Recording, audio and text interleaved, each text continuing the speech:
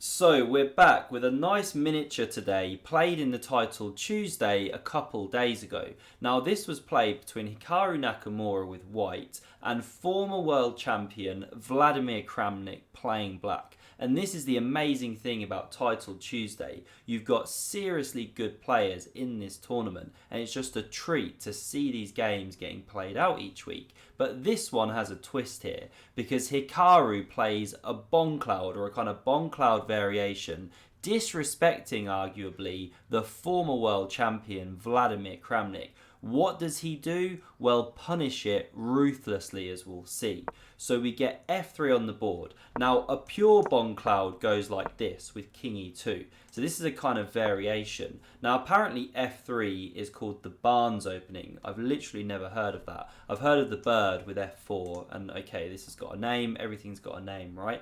d5 played by Kramnik, and now king f2. So here we see the centre immediately taken, and this king is just never going to be safe unless black gives white a lot of moves. So e3 from Hikaru, Kramnik carries on developing, d4 now fights a bit for the centre, but after bishop d6 we now get c4, c6 and takes. So in 6 moves, Hikaru's made 5 pawn moves and a king move. That is an absolute recipe for disaster. No pieces developed. So captures was played, now he throws in a check, and Kramnik carries on the development here. Knight c3, castle's played, Hikaru brings the other knight, and after rook to e8, bringing more firepower into the attack, rook e1, well, this is where Kramnik seizes the initiative well and truly, because Hikaru, of course, he wants to run that king away, try and stabilise. But does Kramnik allow it? No. He captures on d4. e4 was also a good move, by the way. He's just trying to open up the centre, attack the king. Very thematic. And after Hikaru recaptures, what would you play here? What's the best way to carry on the attack for black?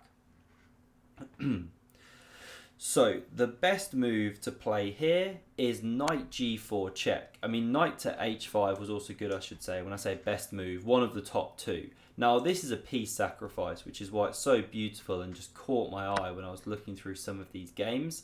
And now the point here is that the queen just slides into the attack, and the king is getting cut to shreds for the sake of a piece. Now Hikaru goes g3, and we'll see what happens there. But the best defense was actually knight g3, but it looks really weird to play like this, because the queen can take on h2 as I'm drawing, and then the knight's of course going to be weak. But the idea is that you start with this, by the way, then after blocks with the bishop, best continuation, takes, that then this knight drops back to f1 and covers these dark squares, an important defensive manoeuvre. But after check, the king drops back. I mean, the attack just rages on still for black. There's all sorts of ideas of lifting the rook into the game, for example. Big attack, black is still better. But that was the best defense. Hikaru does this one, and the eval bar plummets because the queen can crash through, the king staggers up the board, and now again, how do you carry on the attack? You want to bring more firepower, right? But your queen's quite well placed, so is your bishop, your rook is slicing. You know, how do you get this one kind of more into the game? Well, if you guess the move, well done, it's pawn to h5.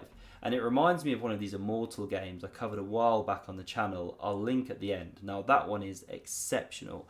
Anyway, this one here is now threatening bishop g4 check, slicing the king, checkmating the king.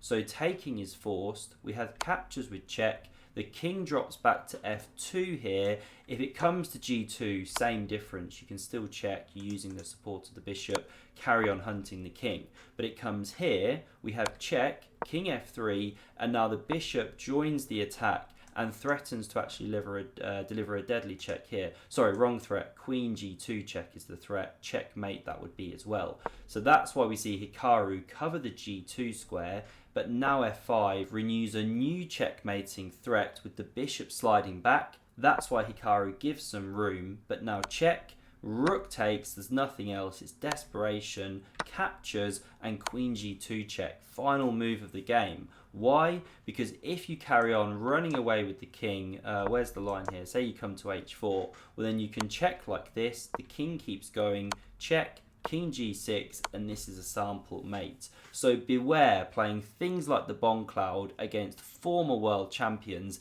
even if you're Hikaru Nakamura. Now check out this Polish Immortal next if you want to see a truly spectacular king hunt.